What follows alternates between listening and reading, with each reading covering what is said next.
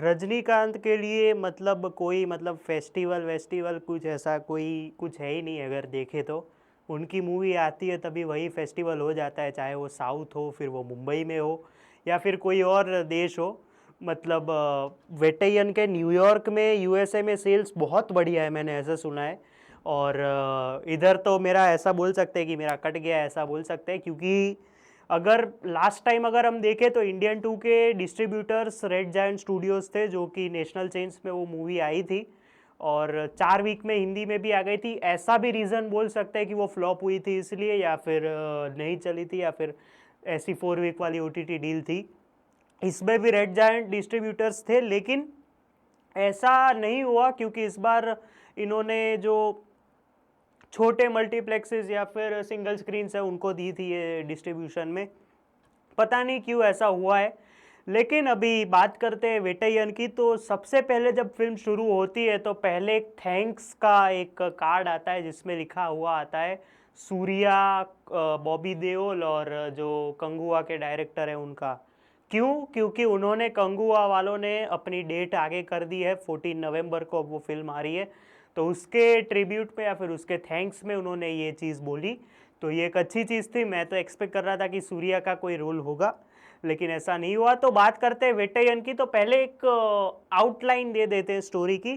तो अथियन, जो कि रजनीकांत का कैरेक्टर है, वो एक एनकाउंटर स्पेशलिस्ट है और उनके मन में या फिर उनके लिए जो कैदी होते हैं या फिर जो चोर लोग होते हैं उनके लिए एनकाउंटर ही एक पहला और आखिरी ऑप्शन है, ऐसा बोल सकते हैं। उनके लिए कोई मतलब लॉ ऑर्डर वगैरह कुछ है नहीं, और उनका ऐसा मानना है कि मैं जब भी गोली मारता हूँ किसी को तो वो कैदी होता है, कोई ऐसा कुछ है नहीं। वो उनकी लाइफ में फिर एक ऐसा मेजर ट्विस्ट आता है, ट्रेजेडी आती है, जिससे पूरा उनका पुलिस में आने का या फिर लॉ एंड ऑर्डर को देखने का एक पूरा सिनारियो बदल जाता है। वो क्या होता है वो आपको देखना होगा फिल्म में। तो मेरे हिसाब से ये फिल्म मतलब अच्छी थी, मतलब टाइम पास के हिसाब से अगर देखो तो अच्छी थी। मतलब ऐसे कोई नई स्टोरी या फिर ओहो आहा वाला एंगल नहीं था, और मास सिनेमा बल्कि डिफाइन किया जा रहा है, जिसकी हम आगे बात करेंगे। तो इसका मेन जो मैसेज जो सेकेंड हाफ में दिखाया जाता है वो एक नया एंगल देता है मूवी को, और वो एक यूनिक चीज़ थी जो कि आजकल ऑनलाइन क्या बोलते हैं जिसको, पढ़ाने के उसमें हो रहा है, तो उसके हिसाब से एक नया मैसेज मिलता है उसके रिलेटेड। तो और अगर हम बात करें ओवरऑल मूवी की लेंथ की, तो 2 घंटे 43 मिनट की पूरी फिल्म है, और कहीं कहीं पे ये लेंथ सेकेंड हाफ में ज़्यादा फील होती है। फर्स्ट हाफ तो पेसफुल इतना था कि निकल जाता है तो पता ही नहीं चलता है।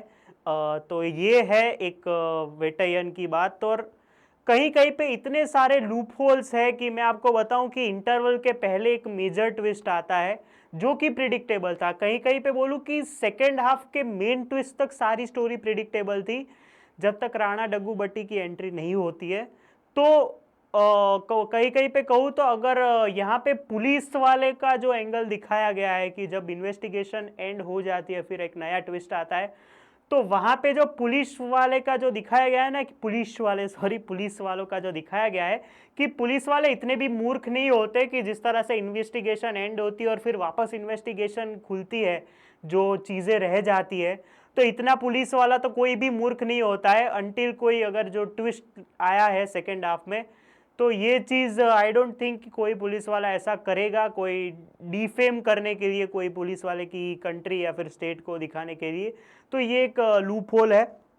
और सेकेंड लूप होल ये है कि जिस तरह की ये जो बात दिखाई गई है मैसेज के थ्रू, ये मुझे आई डोंट थिंक लगता है कि कहीं कहीं पे आधी छोड़ दी हो। लेकिन अगर हम मास सिनेमा की बात करें तो मैं इसको मास मसाला सिनेमा में नहीं रखूंगा, क्योंकि मेरा एंगल मास मूवीज को लेके ये है कि एक के बाद एक सीन आते हैं, एक दो कैरेक्टर एक दूसरे से लड़ते हैं, दोनों की फाइट सीक्वेंसेस और डायलॉग सीन्स से जो पूरा मतलब थिएटर हिल जाता है। इसमें वो मास वाला एंगल है ही नहीं। इसमें मास वाला एंगल सिर्फ दिखाते हैं रजनी सर, जो कि अपना स्वैग कैरी करते हैं। ये रजनीकांत के पॉइंट ऑफ व्यू से मास सिनेमा बोल सकते हो, बाकी कोई ऐसा कोई बड़ा ओहो आहा वाला सीन नहीं है, मतलब ऐसे पार्ट पार्ट में मास सिनेमा वाले सीन्स हैं, जैसे कि रजनीकांत की जो एंट्री है, जो मतलब सिगरेट के होल के अंदर से उनकी एंट्री होती है, वो कैसे होती है वो आप देखेंगे तो पता चलेगा। और एक सीन में जब राणा डग्गूबाटी लिफ्ट से नीचे आते हैं तो ऐसे पैर फैला के ऐसे बैठे हैं, वो वाले जो आधे आधे सीन्स हैं। और फाइट सीन्स भी ऐसा नहीं लगता कि अनबरीव ने डायरेक्ट किए हो, क्योंकि अनबरीव अपने आप में ही साउथ में बहुत बड़ा नाम है एक्शन सीक्वेंसेस के मामले में। तो I don't think fight sequences उतने थे ज़्यादा, क्योंकि जो इनके डायरेक्टर हैं टीजे ज्ञानावेल, आई होप मैंने सही नाम बोला, उन्होंने पहले जय भीम जैसी बड़ी मूवी बनाई है, तो ये उनका एक स्टाइल बन गया है। ऐसा मुझे लगता है कि वो सोशल इश्यूज़ पे ज़्यादा मूवी बनाते हैं, और इस पे भी उन्होंने वही कैरी फॉरवर्ड किया है।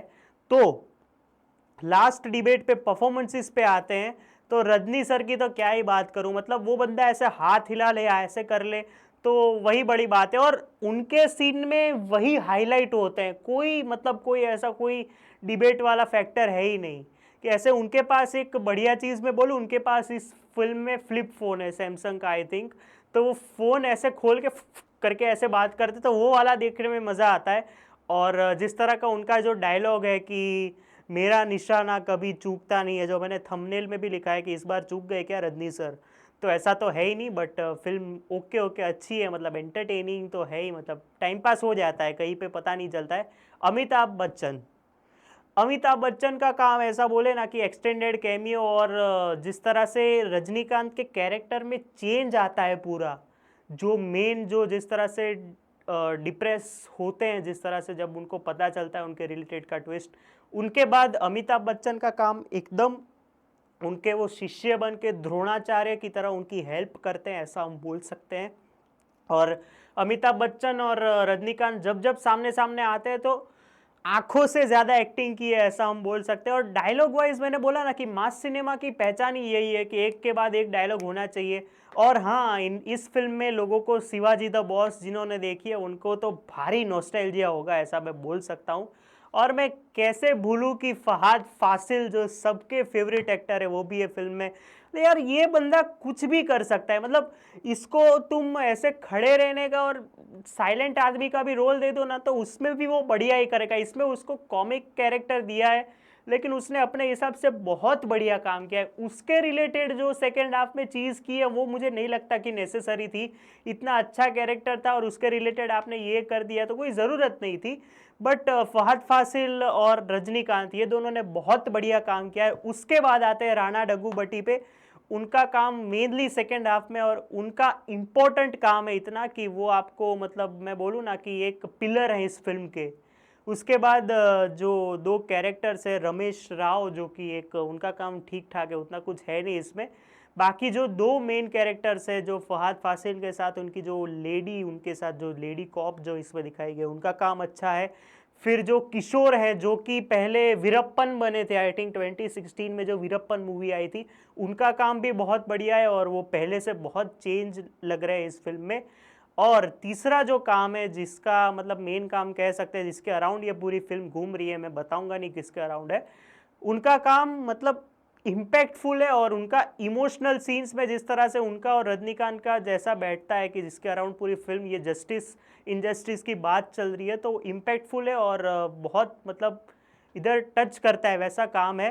तो ओवरऑल वेटाइयन एक मैस तो नहीं है, लेकिन एक अच्छी एंटरटेनिंग फिल्म है। और अनिरुद्ध ने भाई मतलब ठीक है, मतलब एक वो गाना हंटर वंटर वाला है वही है, बाकी बैकग्राउंड म्यूजिक बहुत लाउड रखा है ऐसा लग रहा है मेरे को। बाकी तो फिल्म ठीक है, मतलब साउथ में तो चल जाएगी, इधर जिस तरह से शोज़ और सीट्स मिलेंगी अगर 6-7 तो चल जाएगी। बाकी तो आपके क्या ओपिनियंस है इस फिल्म के रिलेटेड, मुझे कमेंट्स में बताओ। लाइक कर देना, शेयर कर देना और सब्सक्राइब कर देना इस चैनल को। 300 के 2 सब्सक्राइबर करीब है, अभी कर दो भाई, अभी रविवार तक कर दो। मेरा अगाथा का रिव्यू आ रहा है रविवार को, जो मैं इसके बाद शूट करूँगा। कल मिलते हैं जिगरा के रिव्यू के साथ, तब तक के लिए बाय।